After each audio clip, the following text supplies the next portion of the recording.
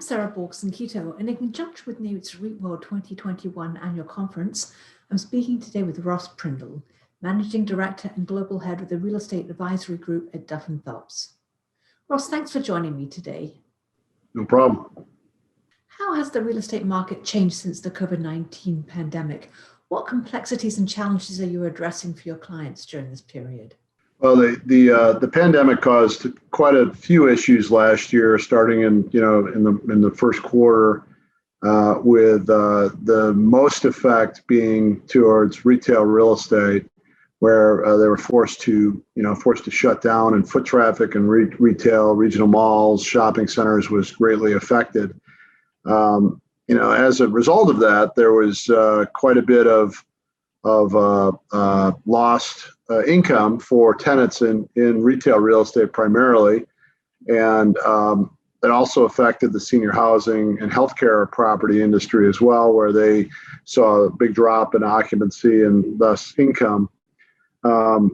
Landlords were faced to provide rent relief through deferred rent agreements and other agreements, free rent, to allow these folks to survive during the period. As I mentioned, the main property types that were affected were retail and healthcare properties. A little bit of effect on apartments and a little bit of effect on office as well, but not as much. They were really concentrated on those businesses. The good news is that as the restrictions have come off, most of the good, well-located retail real estate has resumed foot traffic. People have sort of got back into these areas.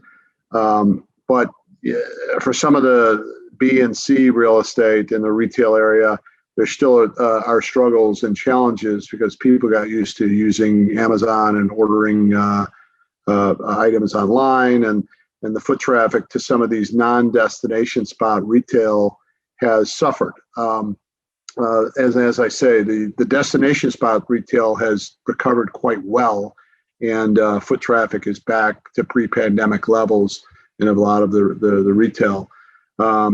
Office has been affected as well, because the experiment, I would say, worked, of people working at home and being able to work on Zoom and other media.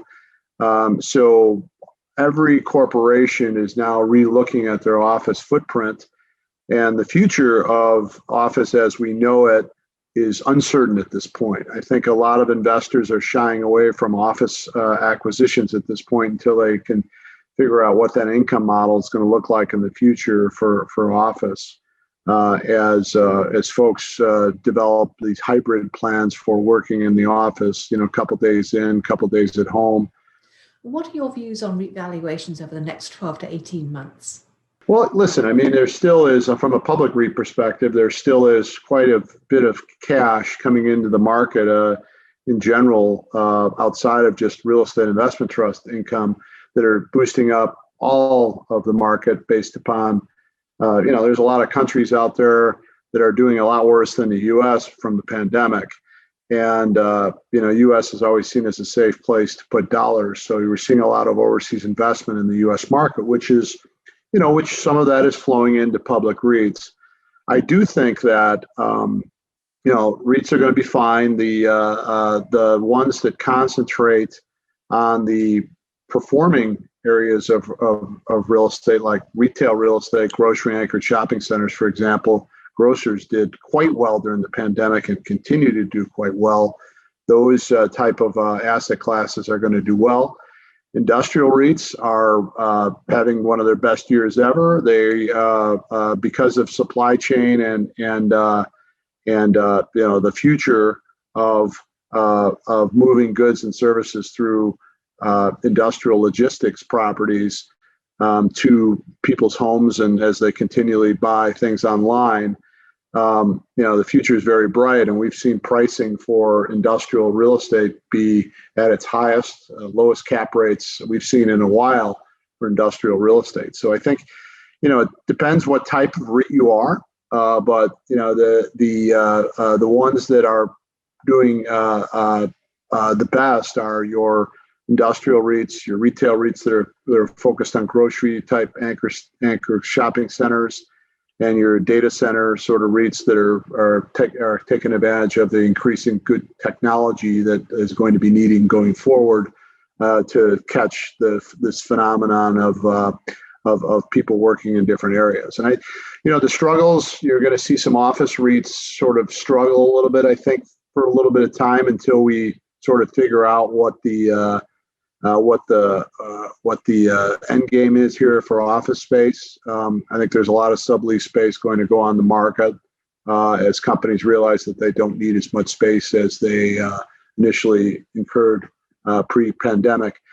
But the bright light there is that people still need to go into the office a little bit to work, right? This isn't a whole move at home and everybody sets up at home. Collaboration is key for corporations, especially in onboarding new employees, things like that. It's very difficult to do that virtually. Training is very difficult to do virtually.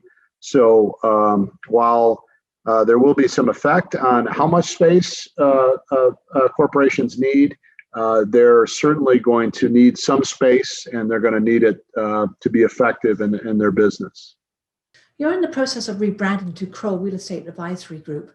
What can you tell us about this, and what does it mean for your business and your clients? Sure. Duff and Phelps Real Estate Advisory Groups is known in the market as a leading provider of real estate valuation and consulting services. We're going to go to market now as Kroll Real Estate Advisory Group. It's really no change for us other than the brand name.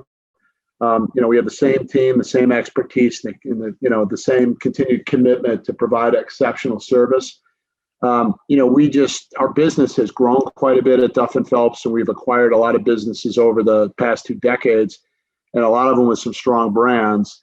And we decided that this was the most appropriate brand that takes into account all of our businesses and will resonate with the market better than Duff and Phelps, which is primarily known as a corporate finance and valuation firm.